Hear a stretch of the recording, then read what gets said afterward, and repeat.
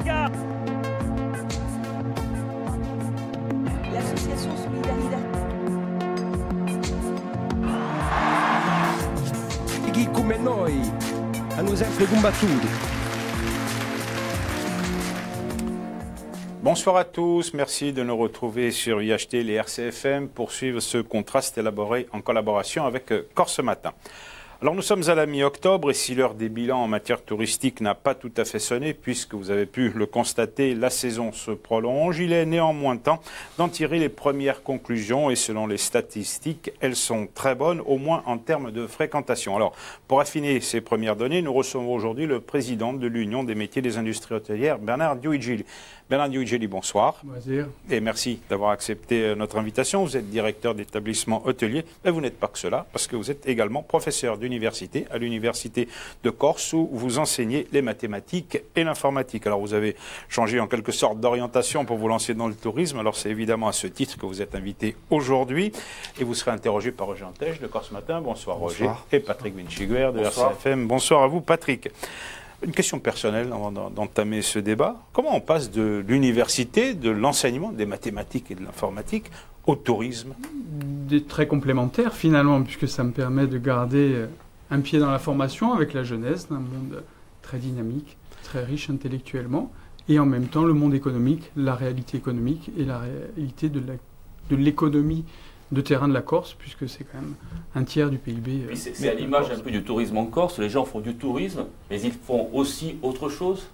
Or, prof, c'est rare, hein, prof et professionnel du tourisme, mais tourisme et agriculture, par exemple, ça se marie très bien. Tout à fait, mais oui, c'est le moyen de compléter une activité, mais aussi intellectuellement d'avoir... Mais justement, dans les milieux intellectuels en général, hein, c'est des chercheurs, des intellectuels, le tourisme est plutôt considéré comme quelque chose d'aliénant.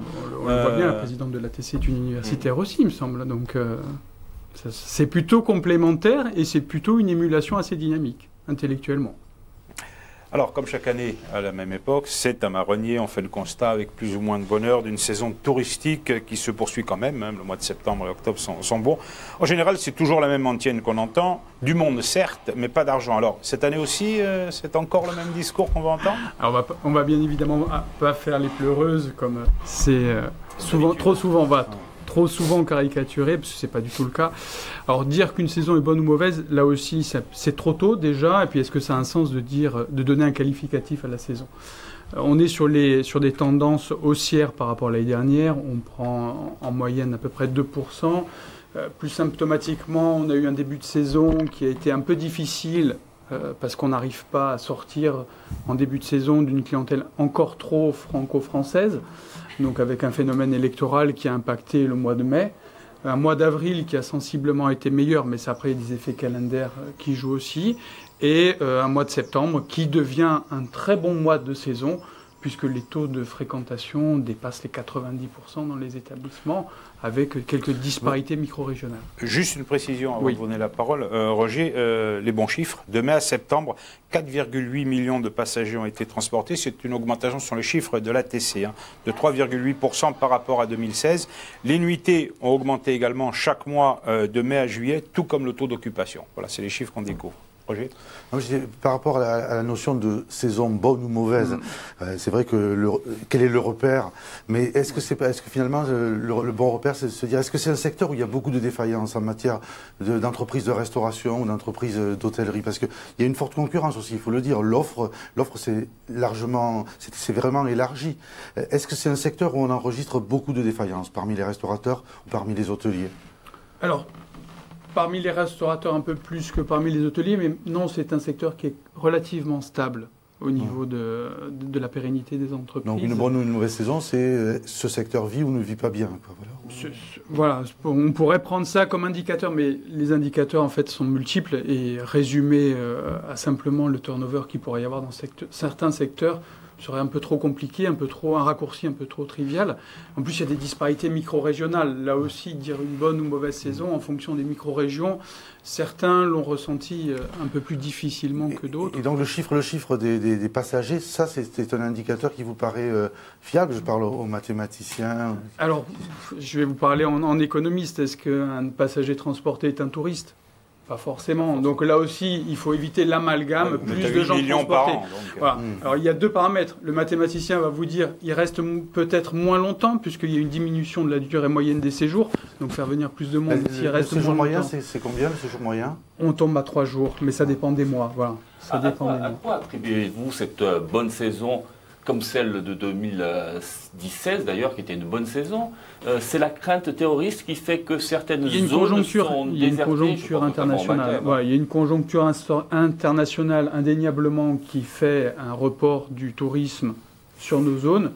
Malgré tout, il y a toujours le tourisme affinitaire, je le disais tout à l'heure, et c'est peut-être aussi un inconvénient d'avoir une clientèle qui est un petit peu trop franco-française, avec toujours entre 60 et 70% de la clientèle qui est française, avec tous les inconvénients que cela peut générer, sans être péjoratif ou caricaturé, mais un mois de juillet plus difficile, avec des saisons d'examen qui décalent les premières arrivées de... Alors de cette justement, clientèle. sur cette évolution de la fréquentation, vous l'avez dit, la saison débute plus tard, 3e semaine de juillet, on peut dire ça comme Oui. ça. Mais par contre, septembre, c'est très bon et ça va jusqu'à la mi-octobre. Est-ce que c'est uniquement une question de calendrier ou alors Non. ça veut dire que les habitudes ont changé? Les habitudes changent. Aujourd'hui, les gens réservent de plus en plus tard. Donc on attend de voir. On attend de voir au niveau des opportunités tarifaires, au niveau aussi de la météo. Alors il faut savoir que l'impact tarifaire est important, en particulier sur les transports. Les transports sont très chers et représentent une grosse part du budget vacances.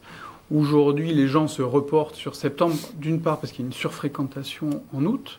Donc là aussi, on l'évoquait dans une émission précédente, on commence à avoir un seuil de soutenabilité du tourisme sur août qui impacte juillet, parce qu'on associe souvent juillet et août.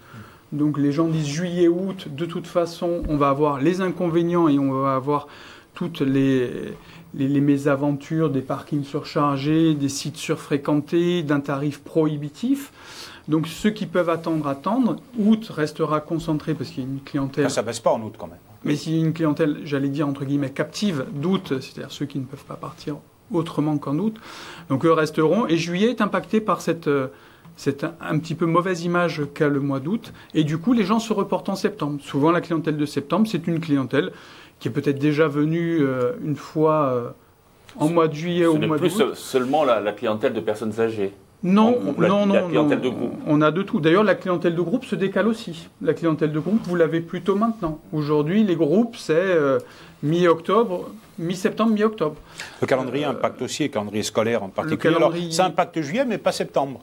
Alors, ça impacte juillet, mais pas septembre, parce que la clientèle de septembre, c'est soit une clientèle sans enfants scolarisés, donc vous avez des jeunes couples, pas forcément que des personnes âgées, mais aussi des personnes âgées. Aujourd'hui, enfin, personnes âgées, on va être modéré là-dessus. Aujourd'hui, vous avez plutôt des quinquas qui viennent sur la période de septembre, et des jeunes couples avec enfants en bas âge ou sans enfants, ou par petits groupes aussi, parce que là aussi, vous parliez des groupes. Aujourd'hui, les gens ont tendance à se regrouper, à être plus autonomes. Donc vous avez des petits groupes de personnes entre 50 et 60 ans qui se constituent de manière informelle. On dit qu'il y a encore du monde en septembre, voire en octobre, oui. Mais pas partout, Bernard Gudici. C'est surtout l'extrême sud qui en profite. On dit que cette année, même la Balagne aurait connu une petite baisse. Alors la Balagne a en effet connu une petite baisse, mais il y a des effets conjoncturaux spécifiques à la Balagne. C'est vrai que la Balagne est un petit peu en perte de vitesse. Cette année, elle était déjà un petit peu l'année dernière. Les conjoncturaux, c'est quoi? Les effets conjoncturaux, c'est quoi? Parce que ce serait bien de les... Il y a un problème événementiel, il y a un problème d'infrastructure aussi. Donc, il y a tout ça qui impacte un petit peu la Balagne, ce qui fait qu'on est légèrement freiné par rapport à cette croissance que peut avoir l'extrême sud. On parle de septembre, Patrick a abordé octobre. Pour pousser au-delà, est-ce que c'est une chimère d'espérer étaler la saison au-delà? Il faudrait d'abord créer une animation, il faut de l'événementiel, voilà. Que les établissements restent ouverts. Le pourcentage de ceux qui restent ouverts à l'année, vous le connaissez, ou de ceux qui ferment l'hiver?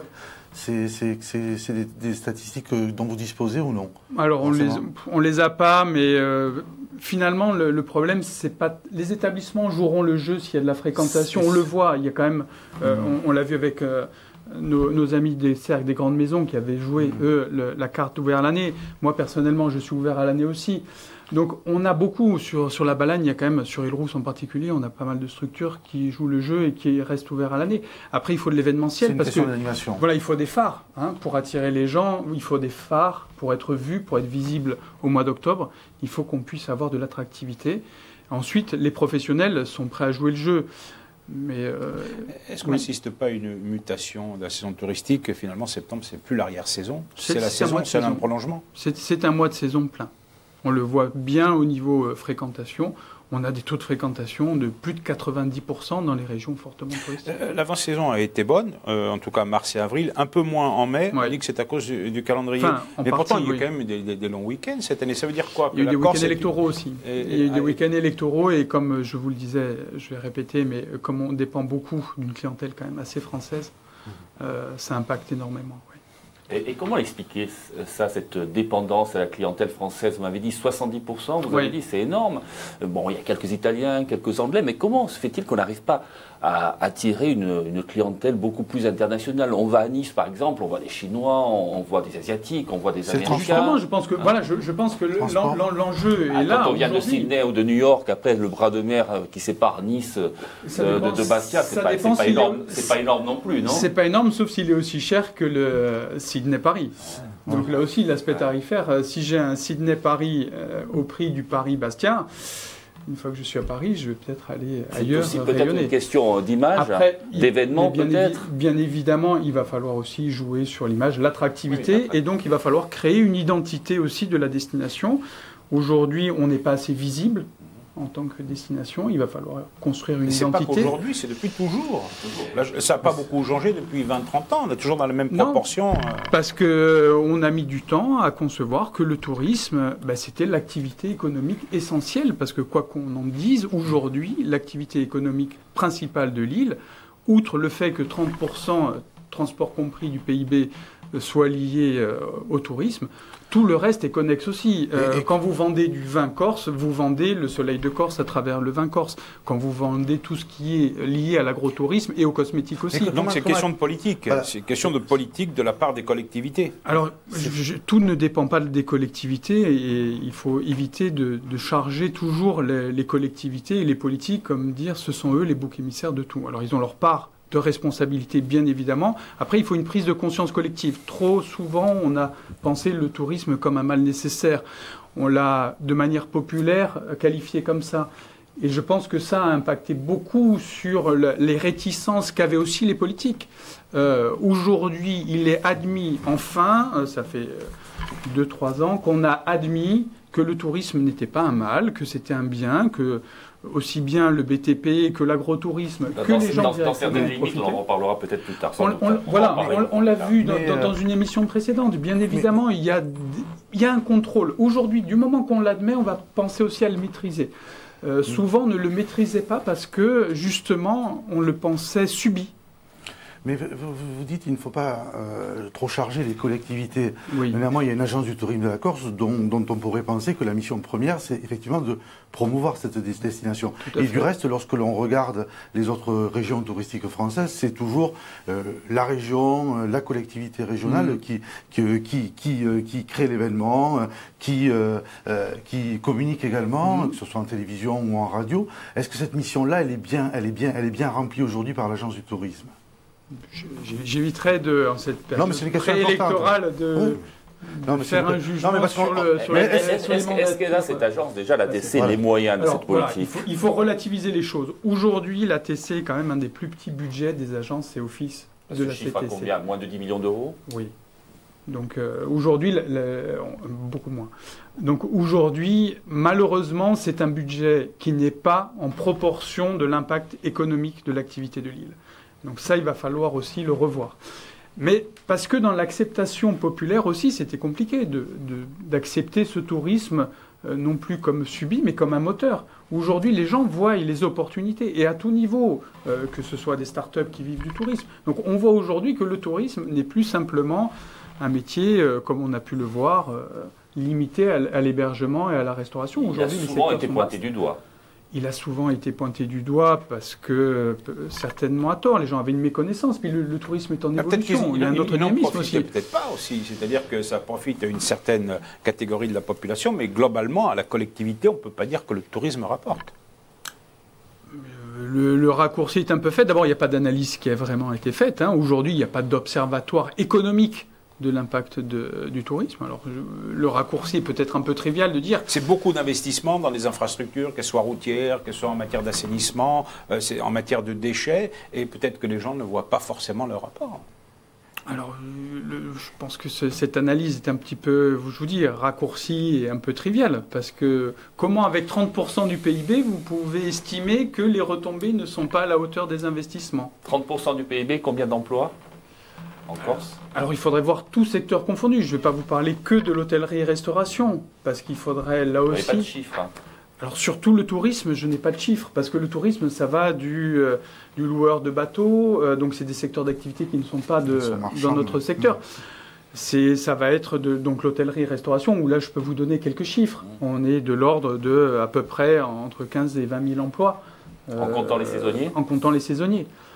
C'est peut-être là que le bas blesse. On n'a pas le sentiment qu'en matière d'emploi, c'est quand même plus important pour les gens que le tourisme soit un moteur.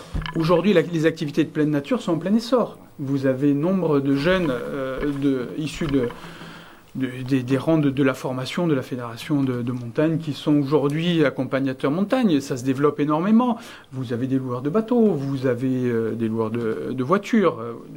Tout un tas d'activités gravitent autour, avec des images très différentes de celles que l'on peut avoir dans ma branche. Donc, non, je pense qu'aujourd'hui, si on faisait vraiment la somme de tous les emplois qui sont liés à ça, on aurait certainement un pourcentage plus proche du pourcentage en PIB. Alors, le taux de chômage, paradoxalement, oui. 2 régions en détiennent, le record. C'est la région de Balagne et c'est la région de Porto Vecchio, oui. Les deux qui sont le plus impactés par le tourisme.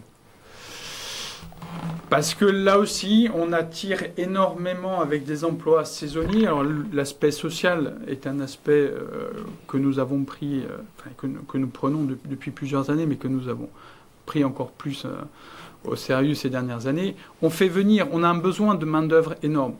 Il faut savoir que cette année particulièrement, mais déjà les années précédentes, on a beaucoup de mal à recruter dans nos écoles. C'est un paradoxe. Il y a peut-être des raisons. Si les Corses rechignent à travailler uniquement l'été, c'est qu'il y a des raisons. Vous allez en discuter sans doute avec votre... Voilà, on le verra certainement tout à l'heure avec la contradictrice, mais c'est un secteur où on a besoin de main-d'œuvre qualifiée.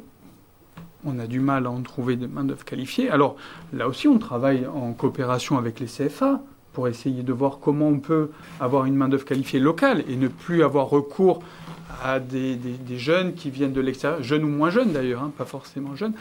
Il faut savoir... pas tous qualifiés, ceux qui viennent de l'extérieur. Et voilà. Et du coup, avec les aléas d'une qualification incertaine, donc avoir une meilleure fiabilité de la formation, pouvoir pérenniser les emplois ici aussi. Donc on travaille avec les partenaires sociaux pour voir comment on pourrait élaborer un statut spécifique. Donc on parle du fameux CDI saisonnier. Alors là aussi, l'appellation est assez mal choisie. Peut-être qu'il faudra trouver un autre terme. Mais un contrat qui permette d'allier une pérennité, une stabilité avec une activité saisonnière. CDI saisonnier, ça fait un peu oxymore. Voilà, tout à fait. C'est pour ça que je vous dis, avec tous les non-sens du terme, mais je pense qu'il y a un sens à trouver un contrat spécifique.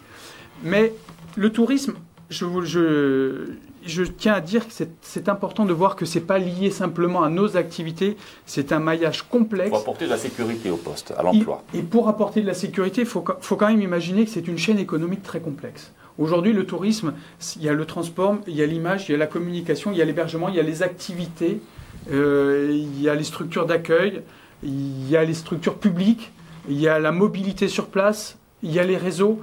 Donc tout ça impacte.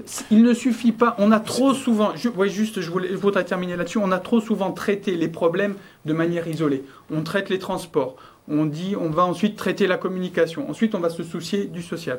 Tout est lié. Si on veut un allongement de la saison, il va falloir que les transports permettent d'avoir un allongement de la saison. Il va falloir aussi créer des identités et des phares pour attirer les gens hors saison. Il va falloir aussi aider nos salariés et nos chefs d'entreprise à pouvoir avoir des contrats qui leur permettent d'ouvrir plus longtemps leur structure tout sans avoir un coût prohibitif avec des taux de remplissage plus faibles. Alors, il y a aussi le coût. Selon une Oui. étude, les 2/3 du budget vacances pour venir en Corse sont consacrés au transport et à l'hébergement.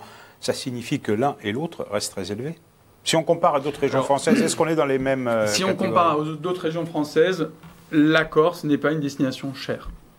Y compris avec le budget transport et Alors, hébergement? En hébergement, transport, évidemment, c'est toujours prohibitif et ça vient toujours trop impacter sur le budget vacances au détriment des activités et des consommations annexes. Les gens vont moins au restaurant parce qu'il y a toujours il y aura toujours les gens viendront quand même malgré le surcoût transport, mais ce sera au détriment des autres activités qui ne sont pas Et ce coût obligatoires. n'a pas diminué avec le développement des low cost?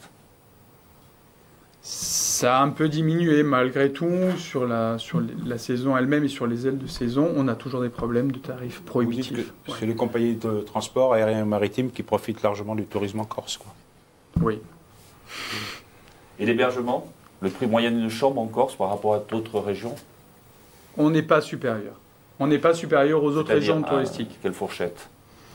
Alors la fourchette, elle va dépendre des micro-régions, j'allais vous dire. Prenons le sud qui est à la mode. Alors on va prendre l'extrême sud. Sur l'extrême sud, on doit être un peu plus... Alors ça dépendra de la saison aussi. Vous voulez le gros de la saison, les ailes de On va saison, prendre la saison. le creux de l'hiver. Après, ça dépend de la gamme Une aussi. chambre au mois d'août à Porto Vecchio, tu sais combien à peu près en moyenne? Alors je ne vais pas vous dire de bêtises parce que ça dépend vraiment des prestations de l'hôtellerie, mais on va trouver une chambre dans un établissement de classe moyenne entre 100 et 200 euros. Alors on en Entre vient 150 et 200 euros. à un autre aspect du problème qui fait polémique et dans lequel les hôteliers sur lequel les hôteliers sont vent debout, c'est celui de la concurrence des plateformes comme Airbnb et HomeAway. 10 800 logements seraient, paraît-il, disponibles en Corse pour la location. Pour vous, c'est inadmissible, c'est une concurrence déloyale, mais on ne peut pas l'empêcher. Qu'est-ce que vous demandez par rapport à ça? Alors, on est à peu plus de 10 000 logements. Les chiffres même de Airbnb, puisque Airbnb a même lancé une campagne de communication pour pouvoir se populariser en affichant ces chiffres, il a 2800 Oui, ça, 2800. établissements en 2016, donc ce qui est encore une croissance en 2017. Ils étaient à 900 en 2009. Donc ça a été multiplié par 150 en... Bon, c'est général, c'est pas propre à la Corse. Alors, bien évidemment, c'est un phénomène mondial, j'allais dire, mais plus concentré. Alors, la France est l'une des régions où il y a eu un boom particulier. Alors, évidemment, toutes les régions touristiques sont plus impactées. Alors, c'est une concurrence déloyale sur lesquelles nous travaillons énormément, aussi bien à l'échelon national qu'à l'échelon régional. On a sensibilisé nos élus locaux et on retravaille énormément avec la collectivité. Là aussi, la part de l'ATC, c'est aussi de travailler là-dessus. Une enquête avait été menée là-dessus. En Corse, c'est quand même 75% de l'hébergement qui est non professionnel. Donc, vous parliez tout à l'heure de peu de monde en profite. Voilà, c'est une manière de le faire accepter, le tourisme. Non, mais Alors, je ne sais ouais. pas si c'est une manière de le faire accepter. C'est à mon avis, le meilleur moyen de ne pas le maîtriser. Non, mais- Aujourd'hui, ces 75%-là, vous ne les maîtrisez pas. Quand vous ne les maîtrisez pas, vous ne les maîtrisez pas en matière d'environnement. C'est-à-dire qu'ils sont dans des structures que vous ne pouvez pas pousser à un développement durable et à un tourisme durable. Or que nos établissements sont engagés dans des démarches de tourisme durable. Aujourd'hui, année mondiale 2017, année mondiale du tourisme durable par l'ONU, nos établissements, par le biais des projets que l'on a mis en place au sein de l'UMI, sont engagés dans des processus de tourisme durable. Ces 75% qui sont la plupart du temps disséminés dans du mitage territorial ne sont pas maîtrisés en termes d'environnement. Vous parlez de déloyauté. Oui. C'est-à-dire quelles sont les règles à mettre en place pour contrôler ce phénomène qui va exister, qui va Alors, continuer à exister, bien qui va se développer? Et pour prolonger la question, il y a des règles déjà qui ont été mises en place Oui, bien par sûr, la loi. Notamment Alors, sur les déclarations au fisc. Alors non, voilà. non, j'allais vous dire oui Sur et la- non. La taxe de séjour. Alors, Oui, et ça ne concerne pas tout le monde et pas toutes Voilà. les régions. La Corse ça n'est pas... la Corse n'est pas soumise Concernée, à cette loi-là. Ah, Et voilà. Mais Et sur la c'est- taxe de séjour, oui. Mais sur la taxe de séjour, j'allais vous dire, elle est obligatoire depuis très longtemps. La déclaration en mairie est obligatoire depuis très longtemps. Aujourd'hui, les autorités locales ne font peut-être pas non plus leur travail d'aller recenser et vérifier si tout le monde est bien déclaré. La part de logements déclarés est nettement inférieure à ce qu'il existe sur le marché. La loi qui a été promulguée là en avril dernier qui prévoyait l'obligation d'avoir un numéro d'enregistrement, un numéro unique par logement pour pouvoir être recensé par le fisc et par les autorités locales, ne concerne pas la Corse puisqu'elle ne concerne que les localités de plus de 200 000 habitants.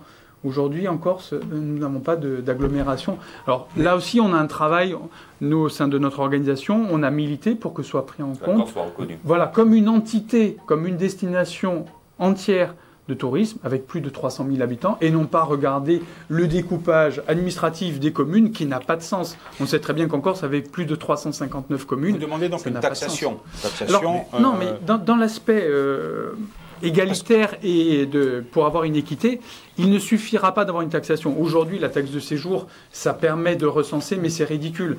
Souvent, les communes ou les intercommunalités ont des taxes de séjour qui sont relativement faibles, souvent au forfait d'ailleurs pour les meublés. Donc on se retrouve avec de l'ordre de quelques centimes, dizaines de centimes par jour et par personne au forfait. Donc aujourd'hui, il va falloir une équité réglementaire. C'est-à-dire que nos établissements ont des contraintes réglementaires, que ce soit en termes d'accessibilité, d'hygiène, et tant mieux. Et nos organisations professionnelles, on milite pour que cette réglementation soit bien appliquée, pour avoir un meilleur service auprès de nos hôtes. Seulement, en parallèle, se développe toute cette économie-là, qui, elle, n'est pas du tout réglementée. Donc, toutes les contraintes que nous avons en termes de qualité, d'accessibilité, d'hygiène et de sécurité, ces établissements-là, donc 75% des gens qui séjournent dans l'île au mois d'août, ne sont pas dans des structures qui, alors je ne vais pas dire qu'elles sont dangereuses, qu'elles sont pitoyables et qu'elles sont dans des états de salubrité. Il ne faut pas mettre tout le monde dans le même lot, dans ces 75%, parce que la famille qui loue sa villa l'été, ce n'est pas si grave que ça. Le pire, c'est ceux qui construisent dans cette optique-là. Aujourd'hui, l'allocation du dessous de villa... Pour le coup, une concurrence déloyale. Mais oui, monsieur Vinciguerra, l'allocation du dessous de villa... Elle existait il y a 20 ans. Le retraité qui complète sa retraite avec ça, elle existe toujours. Aujourd'hui, c'est pas ça le problème. Et c'est pas ça aujourd'hui le phénomène. L'expansion que je vous dis, multipliée par 150 le nombre de logements Airbnb, c'est pas le nombre de personnes qui louent un dessous de villa. Il y a des gens qui investissent pour ça. Vous dites qu'il y a des gens qui créent des résidences hôtelières clandestines, c'est ça? Vous avez des hôtels sans enseigne aujourd'hui, il faut le dire. Il y a des résidences qui se créent qui sont des hôtels sans enseigne. Comment vous expliquez le fait qu'il y a un engouement? Avec une défiscalisation, je vous coupe, avec en plus l'aide de la défiscalisation 2009. Tout à fait. Donc, il y a quand même une demande pour ça. C'est-à-dire c'est aussi un type de tourisme, une manière de passer ses vacances de façon différente plutôt que d'aller dans un hôtel, dans un établissement hôtelier. Alors, il y a une demande. Cher, surtout, hein. Alors, voilà. Et en plus, elle est moins chère. Ne soyons pas non plus utopiques. Bien sûr. Oui, le collaboratif, oui, la bonne image de je veux la proximité avec l'hôte local qui vient m'accueillir, me présenter la région. On sait très bien que c'est pas ça. Aujourd'hui, c'est une minorité de ce qui est proposé dans le soi-disant collaboratif qui n'a rien de collaboratif. Aujourd'hui, on sait très bien que les gens investissent. Vous avez derrière toute une économie parallèle qui se met en place. Aujourd'hui, il y a énormément de travail non déclaré qui gravite autour de ça. Des femmes de ménage, mais de la conciergerie. L'accueil est fait par des gens qui sont plus ou moins déclarés, des structures plus ou moins opaques. Vous avez des réseaux de commercialisation. Alors, on a la partie immergée de l'iceberg. Vous avez les 10 000 et quelques logements sur Airbnb.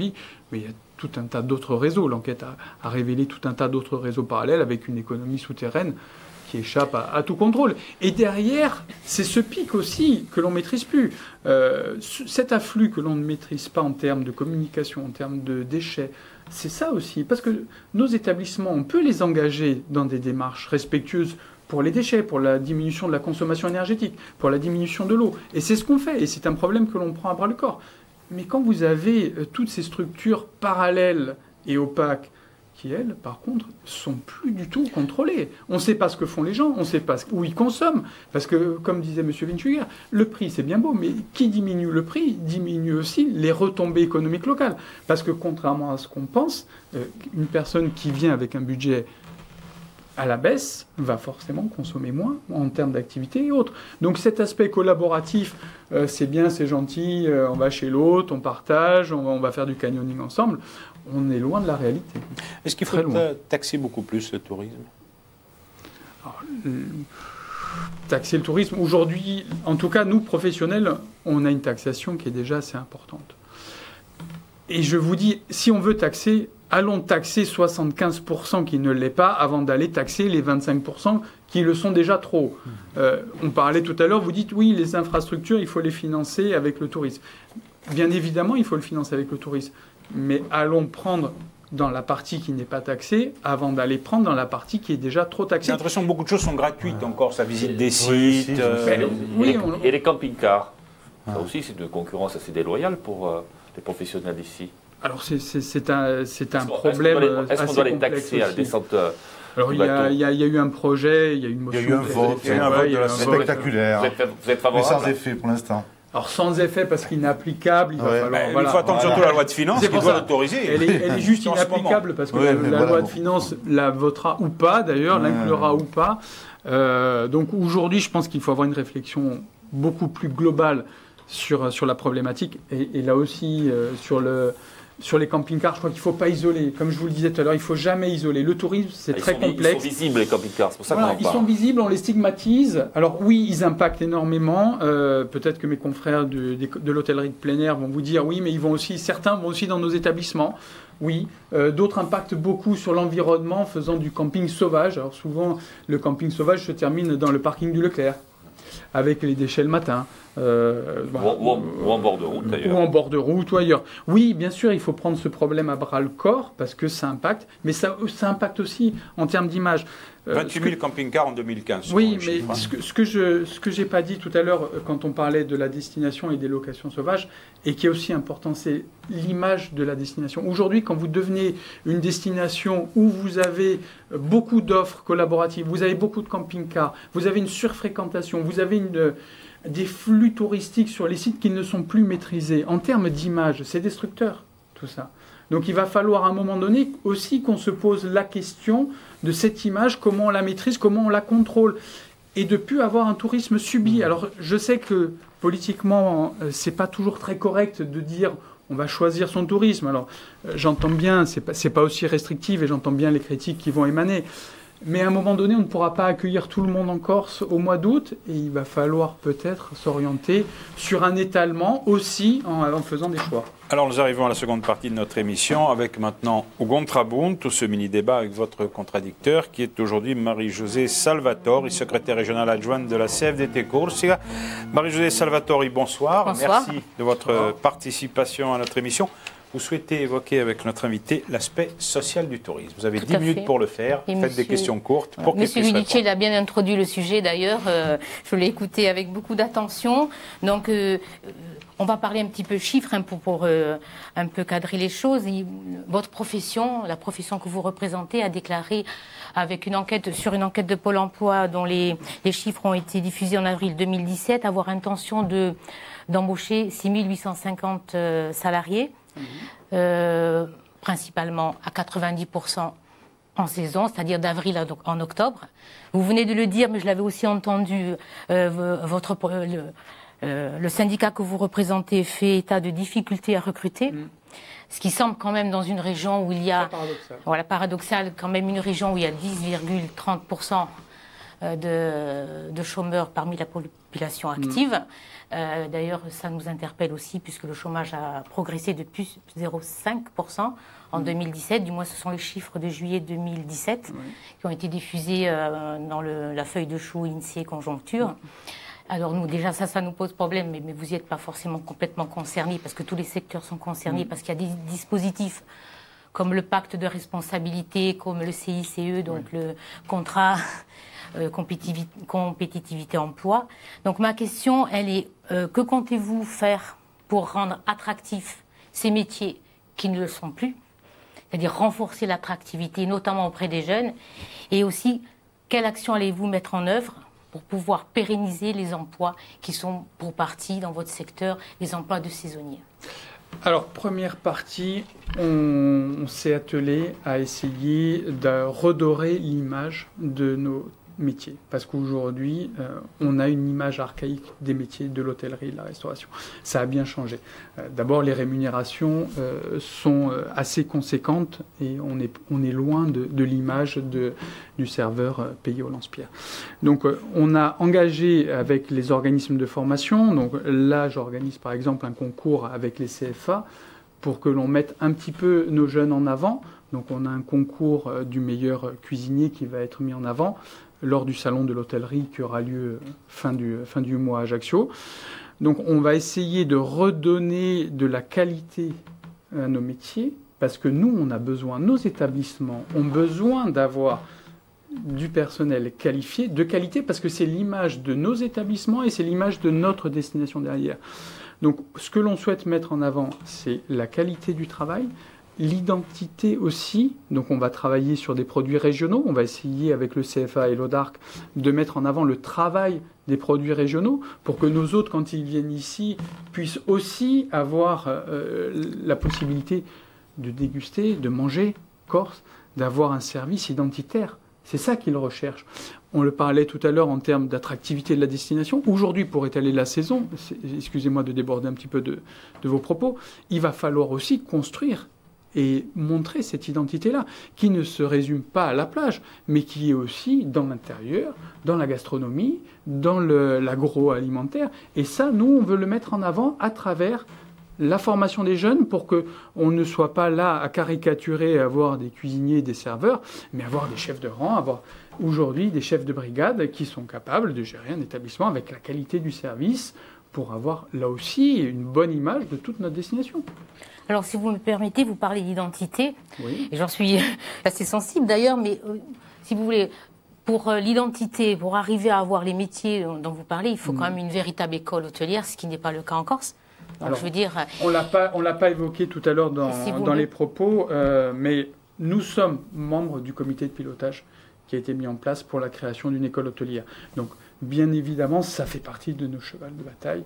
Nous travaillons en collaboration avec aujourd'hui la collectivité territoriale pour la faisabilité d'une école hôtelière, parce que c'est un projet que l'on réclame. Voilà, mais c'est un projet que l'on réclame depuis de nombreuses années. Hein.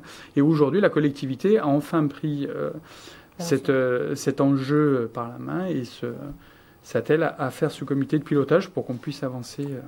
Et sur l'aspect salaire, si vous me permettez, Oui. vous faites état justement de salaires élevés, ce n'est pas notre ressenti.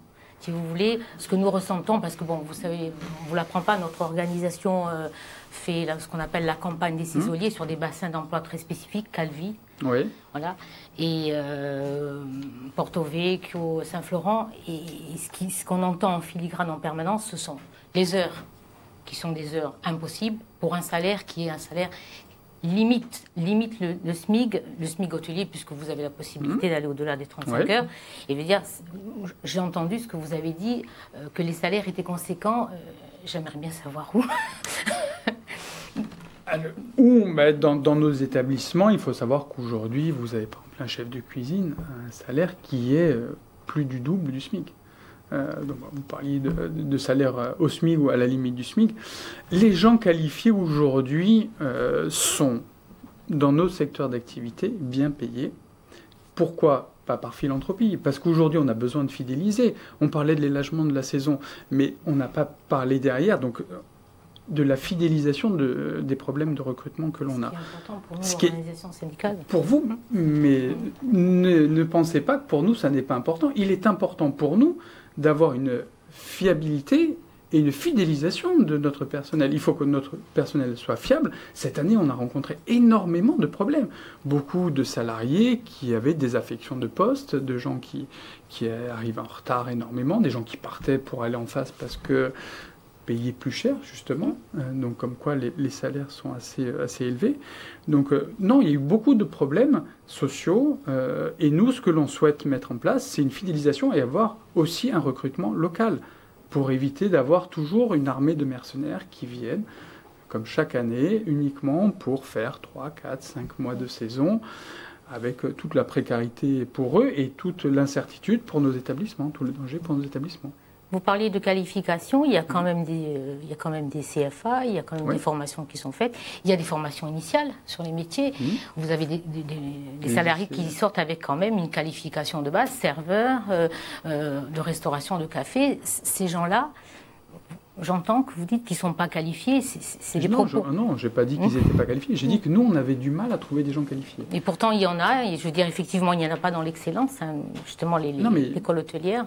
Alors, il n'y en a pas dans l'excellence. Tous nos établissements ne misent pas sur l'excellence. Donc, Aujourd'hui, force est de constater qu'on a un problème de recrutement. Vous évoquez tout à l'heure... je l'ai entendu dire par rapport au congrès des pompiers, ça paraît extraordinaire, voilà. Avec un chômage...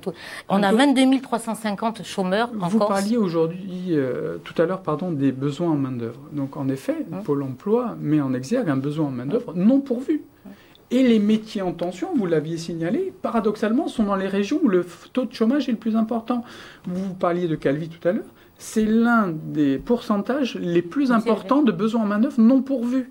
Vous ne pensez pas qu'effectivement, tout ce que vous mettez en œuvre n'est pas encore bien, reconnu pour renforcer cette attractivité et aussi c'est un travail de longue haleine. Cet aspect non pérenne, si vous voulez. Je vous ai entendu dire tout à l'heure, vous parliez de mettre en place un CDI. Il faut savoir que le CDI existe. C'est le CDI intermittent. Qui n'est pas adapté... Il est adapté au tourisme. La loi le permet. Donc non, il est adaptable. Il n'est pas adapté. Oui. Oui, on ne va pas jouer sur les mots, mais si vous voulez, il peut être adapté à notre branche. Avec du dialogue social dans les entreprises, ce que vont permettre les ordonnances maintenant. Mais c'est ce que nous faisons dans le cadre de la commission paritaire. Donc aujourd'hui, il existe un organisme... La commission paritaire, nous n'y sommes pas. Vous savez que nous avons quitté la CFDT, la commission paritaire, parce que les conditions du travail de cette commission ne nous conviennent pas. Notamment, on n'a jamais parlé d'adaptabilité de la convention nationale à la convention régionale, notamment pour les salariés et pour les salaires. Je vous invite à vous rapprocher donc de la commission paritaire, puisqu'elle a changé de gouvernance, puisque à l'heure actuelle, nous avons pris la gouvernance de cette commission. C'est la seule instance de dialogue social légal sur notre région, dans notre secteur d'activité. Donc je vous invite à venir avec nous et à travailler ensemble. Donc on travaille, donc vous évoquez le travail du contrat spécifique. Donc on a travaillé justement sur le contrat intermittent. Et là, avec l'ATC et l'ADEC, nous sommes en train de voir la faisabilité, et les services de la Direct travaillent également avec nous, ils nous financent sur un projet, la faisabilité de trouver les moyens d'avoir un contrat spécifique qui nous permette l'allongement. Aujourd'hui, nous sommes contraints d'avoir des contrats saisonniers. Et les contrats saisonniers vont vous donner une limite dans le temps. On parlait de l'allongement de la saison et paradoxalement... Les groupements d'employeurs aussi vous permettent de faire justement... Nous explorons justement toutes ces voies légales que les évolutions ont pu nous mettre sur la table de la négociation collective. Et je vous dis, on travaille dans la négociation collective avec les organisations de salariés et vous êtes la bienvenue. Et au contraire, si vous pouvez venir travailler avec nous avec des idées novatrices, vous serez la bienvenue. Très bien, on retient l'invitation. Merci, Madame Salvatore, d'être venue faire la contradiction à notre invité. Les journalistes vont regagner maintenant leur place et ça va être l'heure du débriefing. Et c'est Patrick Vinciguerra qui s'y colle le premier. Alors, Jean Vitis l'a précisé en introduction, recevoir un représentant du monde du tourisme, c'est un exercice convenu, une sorte de rituel, où aux mêmes questions, on a souvent droit aux mêmes réponses, voire aux mêmes plaintes. Le professionnel du tourisme, c'est un peu comme l'agriculteur, jamais content. Eh bien, pas vraiment cette fois, avec vous, Bernard Giudicelli. Vous ne faites pas partie des pleureuses, la saison a été bonne, et vous le reconnaissez, c'est très bien. Mais peu importe, dirais-je, en fait, que la saison ait été bonne ou pas, la seule question économique, combien ça rapporte, n'est pas la seule qui vaille. Aujourd'hui, au risque de courir à la catastrophe, chez nous aussi, il me semble urgent de penser le tourisme autrement pour que ce ne soit pas, vous l'avez dit, un tourisme subi, pour éviter la surfréquentation, la saturation des sites, la saturation aussi des populations qui peuvent avoir par moments un sentiment de dépossession, voire d'acculturation, c'est difficile à dire. Alors, comment éviter ce piège, ces effets pervers, prendre en compte non seulement les enjeux économiques, mais aussi les enjeux environnementaux, sociétaux. C'est là le défi. Beaucoup de régions, je pense à Barcelone, Venise et Cinque Terre, ont pris conscience de ce problème. Je n'ai pas l'impression que pour l'instant encore ce soit vraiment le cas. Est-ce que ça va changer ? Alors, Roger, ensuite vous répondrez. On va arriver aux mêmes conclusions. Mais vous l'avez dit, et pour paraphraser une formule célèbre, la Corse ne peut pas accueillir tout le tourisme du monde. Il est question de deux choix qui me semble-t-il, après votre intervention, restent en suspens, celui d'un modèle, celui de l'image que l'on veut véritablement donner à la destination, et de questions qui finalement n'ont pas été traitées ou réglées. Vous avez parlé de la question sociale, on n'y reviendra pas, de l'étalement de la saison qui reste encore une chimère. Vous parlez de la pleine saison, des ailes de la saison, mais le creux, c'est-à-dire l'hiver, reste encore assez inaccessible au tourisme. Les moyens de promotion de la destination sont, vous l'avez dit également, en dessous de ce qui serait nécessaire pour l'enjeu du tourisme dans l'île. Alors, je me faisais une réflexion, c'est qu'à un moment, dans un temps où la prise de conscience que le tourisme est important dans l'économie de la Corse, un tiers du PIB, je pense que les esprits sont prêts, et à un moment où s'ouvre aussi une campagne électorale importante avec la création d'une collectivité unique. Quelle sera la place de la politique territoriale du tourisme dans ce débat-là, dans ce débat public? Et est-ce qu'on va aussi parler de la mission d'une agence comme l'Agence du tourisme de la Corse dans ce temps qui est un temps fécond, évidemment, pour envisager l'avenir? Alors, en ce qui concerne donc la question de M. Vinciguer sur l'acceptabilité de ce tourisme, le risque de rejet, de tourismophobie, parce qu'on peut aujourd'hui, dans certaines régions, on peut parler de tourismophobie. Vous évoquez Barcelone. En Corse, on n'en est pas encore là.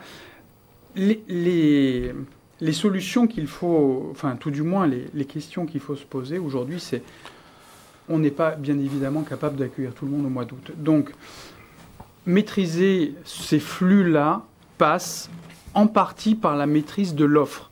Donc j'évoquais tout à l'heure, c'est 75% que l'on ne maîtrise pas.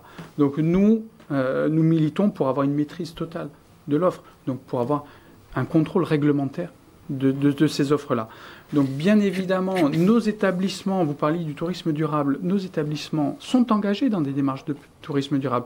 Nous avons un projet RISPEED qui a été mis en place, sur lequel nous travaillons donc, sur l'impact environnemental de nos hôtels, avec une empreinte carbone qui est chiffrée. Donc là aussi, en termes de communication, c'est important, puisque aujourd'hui le tourisme vient aussi pour notre image nature. Donc montrer que nous sommes une destination responsable, ça nous semble essentiel aujourd'hui. Vous avez aussi la problématique des déchets. Donc, nous travaillons sur une économie. Tout à l'heure, vous disiez seule une partie de la population bénéficie de cette manne touristique. C'est absolument faux. Et nous travaillons aujourd'hui sur une économie locale, puisque nous travaillons sur des produits identitaires pour les petits déjeuners. Là aussi, pour réduire l'impact environnemental, mais aussi pour faire la promotion de nos produits et pour avoir une identité dans nos établissements. Aujourd'hui, les gens ont besoin de venir aussi pour l'identitaire dans nos établissements. Nous ne vendons pas forcément que des grands groupes avec des Club Med et autres qui sont fades, aseptisés et qui ne représentent pas aujourd'hui notre destination. Pour être aujourd'hui dans un monde qui va très très vite et qui a une frénésie, et en particulier dans le tourisme, puisque ça reste du ludique, il va falloir construire notre identité. Et pour construire notre identité, il nous faut mettre tout le monde autour de la table et aussi avoir cette économie derrière nous. Comment vous expliquez finalement que dans la population, il est beaucoup plus toléré que véritablement accepter ce tourisme? S'il bénéficiait à une grande majorité, il n'y aurait pas ce problème? C'est en voie de changement quand même. Indéniablement, il y a un changement de mentalité dans la population parce que, voilà, comme je vous l'ai dit, l'ensemble des personnes qui en bénéficient aujourd'hui, c'est plus large. Et puis, les réalités économiques sont là. Je vous le disais tout à l'heure, les vignerons, l'agroalimentaire, mais aussi les cosmétiques, l'informatique, les start-up. Le rayonnement est beaucoup plus large que le secteur classique du tourisme. C'est que l'île est notoirement sous-dimensionnée pour accueillir autant de monde sur une période assez courte. Et dans tous les domaines, vous en avez parlé, il y a les déchets, il y a l'eau qui va poser le problème dans les années à venir, les routes, la circulation, les parkings, etc. Est-ce qu'on peut voir plus grand dès lors qu'on est confronté à ces problèmes-là, même si on étale la saison? Alors, voir plus grand, je le disais tout à l'heure, est-ce qu'on est capable d'accepter plus de monde au mois d'août? J'espère que non, et j'espère qu'on n'en acceptera pas plus. Il faut donc lisser dans le temps, mais aussi dans l'espace. Bien sûr. Parce que quand on parle de la Corse, ce ne sont que quelques régions qui en bénéficient vraiment. L'étalement est un étalement temporel et spatial. il va falloir étaler sur les mois d'aile de saison, qu'on a communément l'habitude d'appeler aile de saison, mais il va falloir aussi drainer les gens sur d'autres sites. Mais ça passe par, comme on l'évoquait lors de la dernière émission, par un système d'information.